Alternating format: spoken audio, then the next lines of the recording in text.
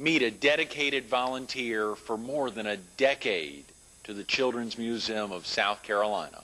Coming up next on Carolina People.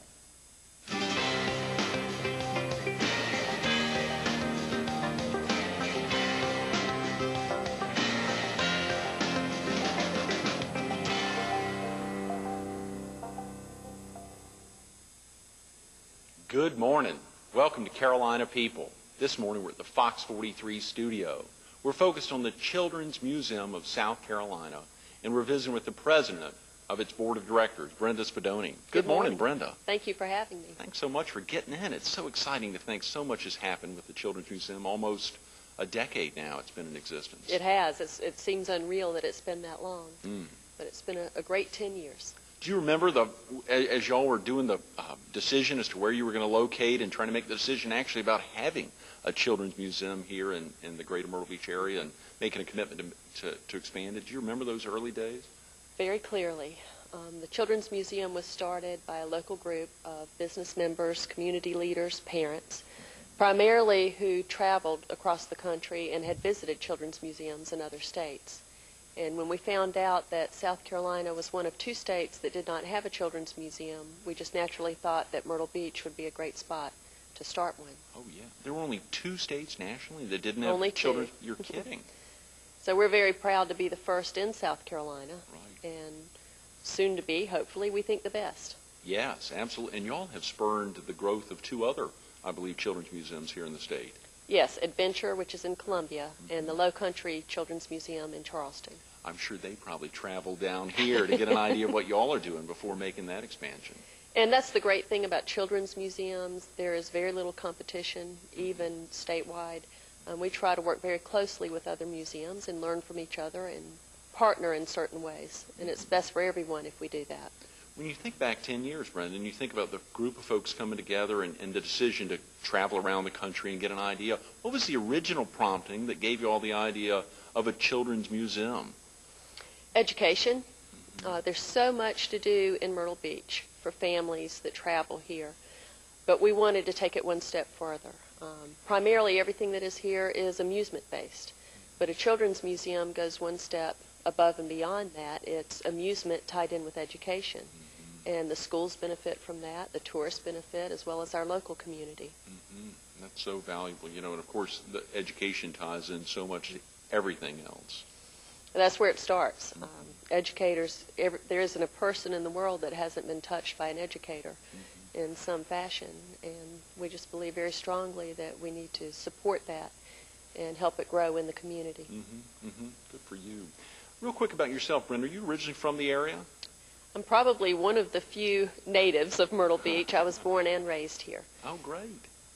And you still have family here in the area? I do. My parents are here. My dad moved here in the mid-1950s. He was in the service here at the Myrtle Beach Air Force Base, and that's where he met my mother. She was a local from Conway originally, and they've been here ever since. I think I saw a story about how your folks met, a fascinating thing regarding Hurricane Hazel. Right. He was one of the guardsmen at the time, and my mother's parents had one of the first oceanfront hotels. And when she tried to get back into the beach to check the property, he wouldn't let her in. And basically she told him he was going, and that was that. And I think it's been that way for the past 48 years. That's great.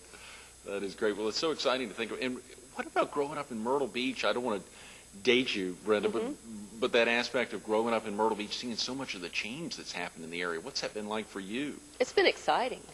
All of the changes that have taken place, it's been very rapid change, but it's been very good for the community. And I believe it's been good for the state as well. I think Myrtle Beach is really, we're on the map now, and not just because of golf and not just because of the ocean, but because of many different things. To see the commitment the state DOT, folks like Henry Brown and others have made to the new buzzword I-73, to see the ability to actually possibly push that through becoming a reality, I guess it has to do a lot with how much Myrtle Beach has affected not only the state but the southeast. I think that's true, and it's been very good for us. And that's impacted y'all's business as well, Brenda. Your business, the family business that I think your dad took over in the early 70s, that you have worked with much of your life? For the past 20 years. I started part-time when I was in college and high school. And my dad is a firm believer that you work for what you get. And so it was started at the ground level and worked in different departments and just worked my way up. We are primarily an Anheuser-Busch distributor. We're only an Anheuser-Busch distributor. And they believe in management training, so I've attended all of their management training seminars. And it's been fun. It's been a good career. And Anheuser-Busch is a family business as well. Yes, it is. Their family gets active in approving. I think I saw you had to go through a management training program to be approved to actually become the president. To become the president and what they call successor manager. And I was one of the first women that was approved by Anheuser-Busch as a manager. Is that right?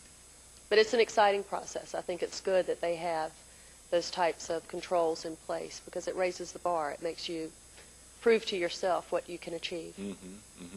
Obviously, this is a non-commercial show, and it's very interesting that just last Monday, we had another president of an Anheuser-Busch distributor for 7 PD area counties, Trip Dubard, who I'm sure you know well. Trip very well. That's right, who, much like you, has really dedicated a lot. We were focused on the School Foundation, a group that he and some others put together in the PD, a private foundation to benefit Florence District 1, a public school district, much like something that will probably kick off here in the area in the near future.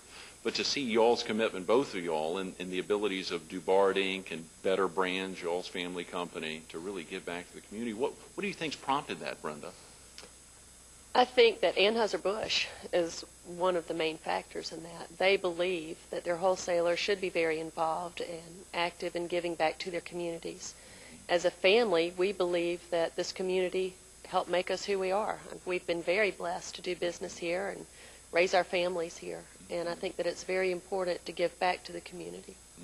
I think I remember vividly your family's involvement, Brenda, with the Beach Fest at Broadway when Luis Palau was arriving in town, and those folks who made a huge commitment to a spectacular, a week-long effort here, which went on much beyond that and took a long time leading up to it. To see his involvement in that, aside from just recently something with Coastal Carolina University, I think your family had done something recently with the School of Education, am I correct? Yes, we made a donation to name the School of Education the Spadoni School of Education. Right. And there, too, it ties right back to education. We believe it all starts with teachers. And what better way to give back than to help train the teachers of the future? And early education teachers as well. I mean, yes. that early age. Tripp just last week, Brenda, was talking about asking folks in a crowd when he speaks, can you remember your first college professor? Whatever that first class was, a handful of folks will raise their hand. Do you remember your first grade teacher? The whole room raises their hands. It's that early education. I guess that's why the Children's Museum was what y'all were going to focus on. Right. Early childhood development and education. And also interactivity between parents and their children. So many things today are parents do things on their own, the children go off and play video games or watch TV, and children's museums focus on interactive learning and playing. And children learn through their play. That's their work. And when they're playing, they're actually learning. Now, are parents pretty active in the Children's Museum? Do they get in there, or is it a similar example where they're just dropping them off and taking off? I mean, the parents seem to be pretty active, Brenda. Very active. Parents, grandparents. We have a bank exhibit in the current facility, and we've actually taught grandparents how to use an ATM machine. Oh, come on. And you wouldn't believe that so many people are threatened by an ATM machine, but this is a very non-threatening environment where they learn at a child's level. And it makes them feel safe about learning in that type of environment. That's fabulous. Well, let's go ahead and segue into that now, Brenda. Let's talk about the existing facility and then the goals for the future facility. For viewers in the PD or southeastern North Carolina, the bulk of our viewers who may not have visited the Children's Museum, how about the easiest way to get there?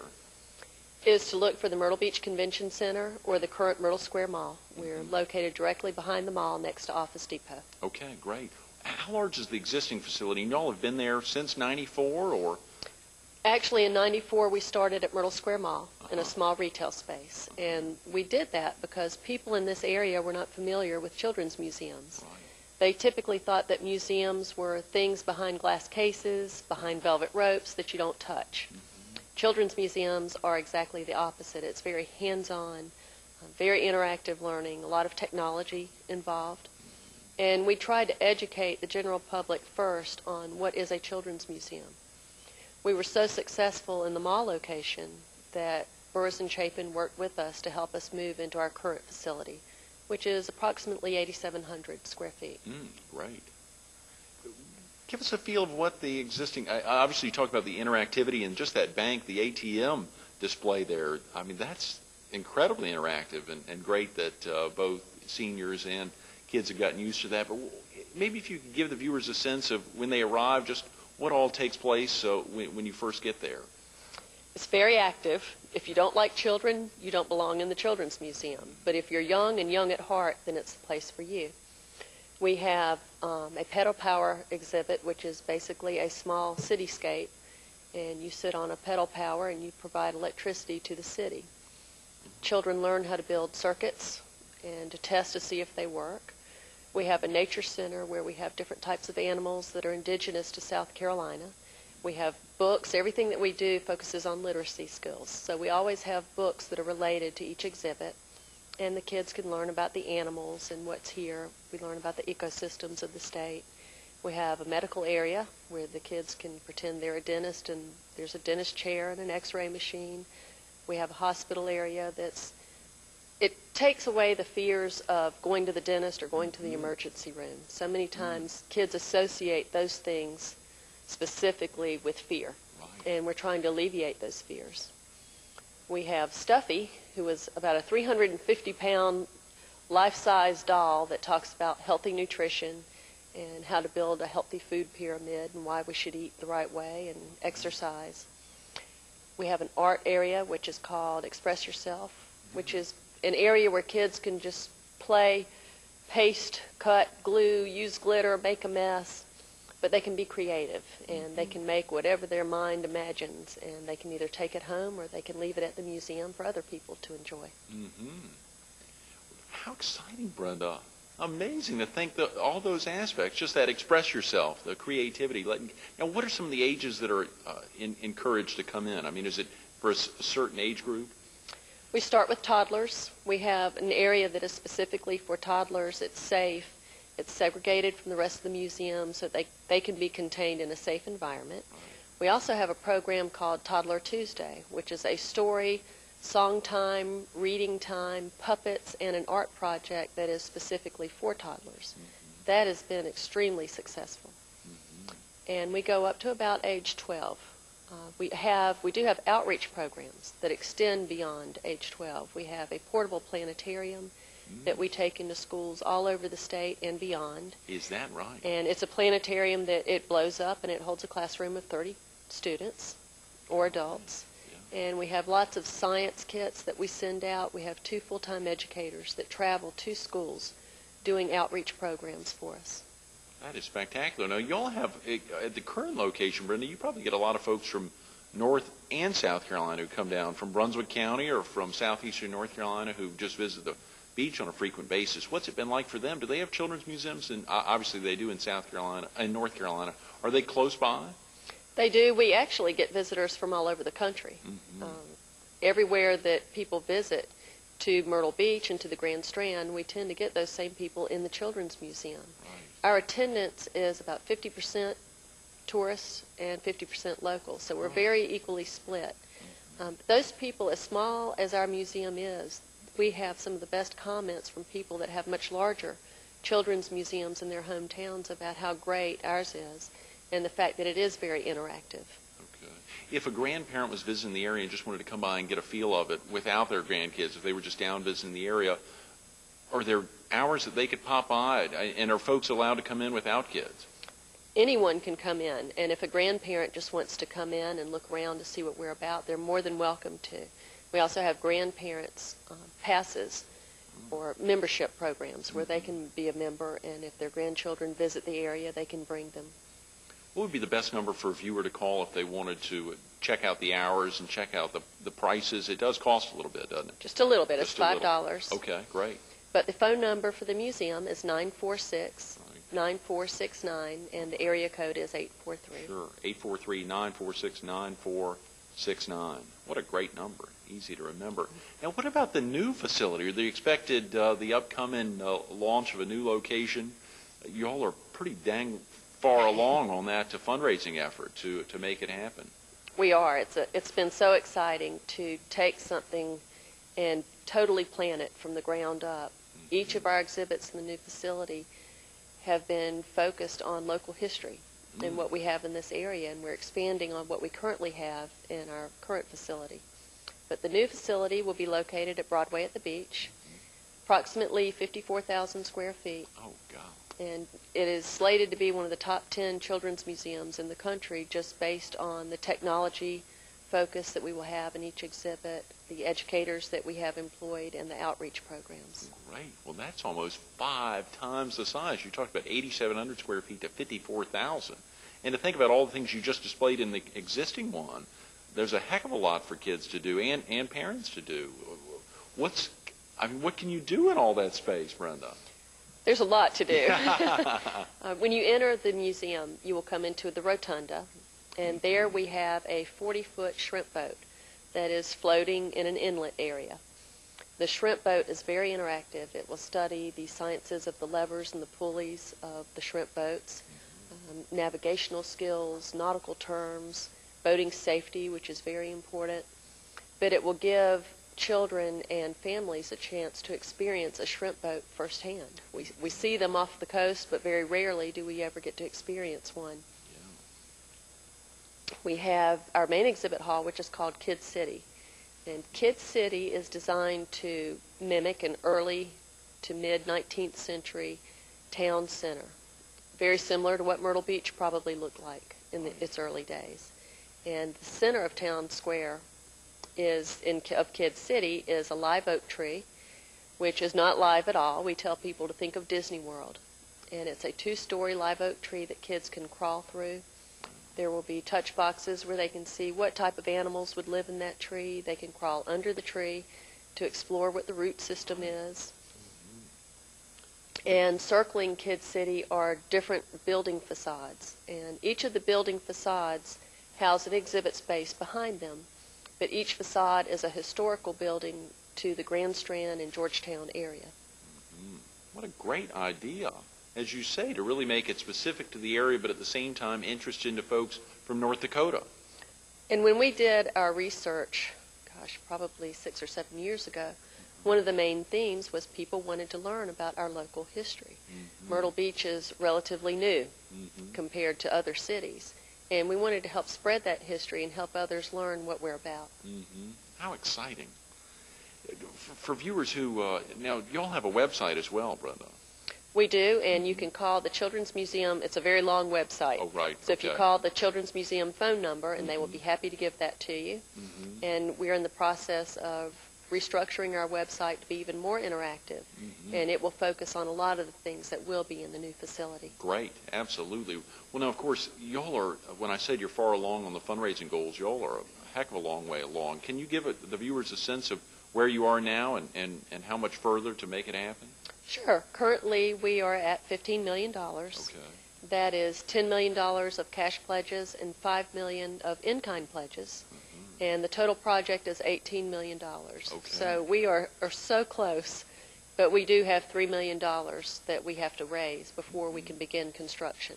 And there's just there's so many facets of it. There's really nothing you can cut out. I mean, just to try to shave it, you want to get it just right the first time out. There's no need to just move forward at the existing level. I mean, $15 million is a heck of a long way along. It surely has got the ball rolling to make that happen. It is, and we still need help.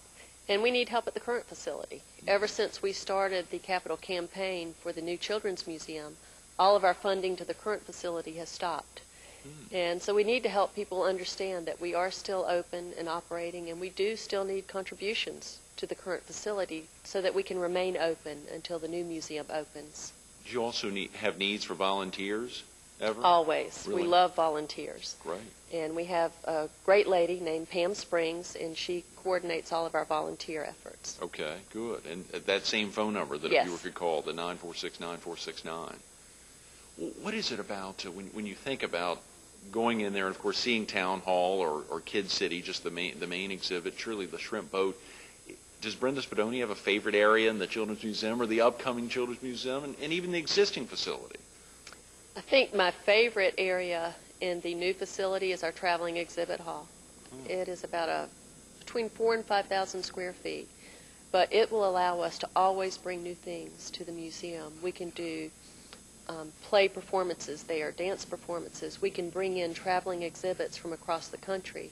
And every time we do that, that's an avenue to keep the museum very fresh and updated. Mm-hmm. I think I also saw a little bit of the facility will be utilized by Coastal Carolina University. We're very excited about that. We are in partnership with Coastal Carolina. They will actually be leasing approximately 15,000 square feet from the museum. That is their outreach programs, their extended learning program. And their space will be separate from the museum, but attached to it. Now, will this be space in lieu of the facility they currently house at Myrtle Square Mall? Yes, this will be expanding upon that facility. Great, good thinking.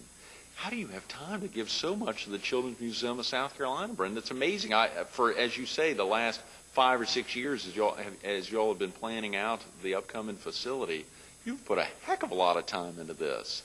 Aside from just your senior high teaching there at First Presbyterian Church, as well as your amazing commitment to other charitable groups, and your family, I think the Spadoni Family Foundation, which y'all had set up recently to focus on children and education, how do you find the time to keep running the company? Passion. I believe you have to have passion in everything that you do, and I have it for my job at Better Brands and for the Children's Museum.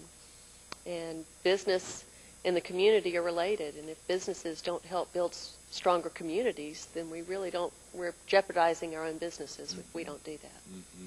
Have your parents wrapped around the Children's Museum, Brenda? They have. Our family collectively have pledged $1.5 million to the new museum, and we really haven't specified what we want that to go to. It's basically for the building, the construction of the new facility, but we just feel very passionately that we need to set the bar for other people to jump on board with this project. Mm-hmm. And obviously with your parents having a daughter and seeing their daughter move on and surely take over the ranks of Better Brands and the activities you've done there, I'm sure it's been exciting for them. It has. I think more so than me, they focus more on my children. Mm-hmm. That's the apples of their eye, and they're very excited for them. And that's what we're trying to do, is go to the next generation and teach them to start giving back to the community and raising them properly so that they can act responsibly when they do grow up. Mm-hmm. We got about 3 minutes, Brenda. I was just thinking about that aspect of the existing facility and moving into an entirely new facility. What about the time to actually build out the facility? How long are you all expecting that it will take from when you begin construction? It should take about 18 months. And we are going to try to plan the construction so that we do open the new facility in the spring or summer months, because that's the best attendance for us in Myrtle Beach. Mm-hmm. So that is what we're shooting for. Okay, so about 18 months when it actually begins. And that location at Broadway at the Beach is on the corner of the Bob Grissom Parkway and 29th Avenue. And it's a great location. We are located directly across from Ripley's Aquarium. Mm-hmm. Within walking distance to the IMAX Theater, walking distance to the local schools. So that location is really going to help set up the museum for success in the future. Brenda, would you all have some reciprocity with Ripley's and the aquarium over there, some joint ventures that you all would do together? Have you all even thought about that? We have started talking with them about that. We spoke with them about 3 years ago. And as we get closer to completion, we will continue to discuss that with them. Such a prime location, and so easy, as you said, that aspect of Broadway at the Beach in a prime location like that, to think a little less than 10 years ago that wasn't even there. And it's the perfect location for us. Broadway, we're so proud of the fact that that's where we're going to be located, and Burroughs and Chapin has been so committed to this project and in working with us. And to tell you the truth, if we didn't have them on our side, we wouldn't be where we are today. Mm-hmm. Mm-hmm. Those are wonderful words. You think 10 years ago, one of your girls was virtually right out of the womb, very early, and another daughter was 6 or 7. What was it that was going on in their lives at that time that made you feel this is something I really got to get into, Brenda? I don't know if it was anything specific that was going on in their lives. I just knew that I wanted to focus on education and to help education grow beyond the classroom and to help people realize that education can be fun. You could feel that early on. Yes. You could see that early. Inspired by so many in your youth, surely your parents who've given back so much to the community that's given them so much.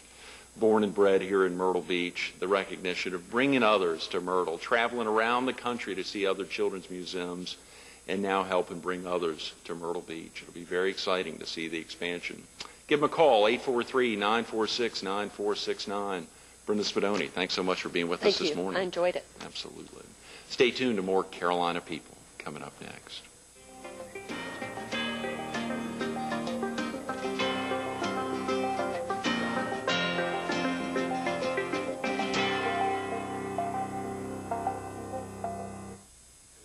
We want to thank Brenda Spadoni and her amazing family, as well as all the staff and volunteers that work so hard to bring childhood education to the forefront and make the Children's Museum of South Carolina so special.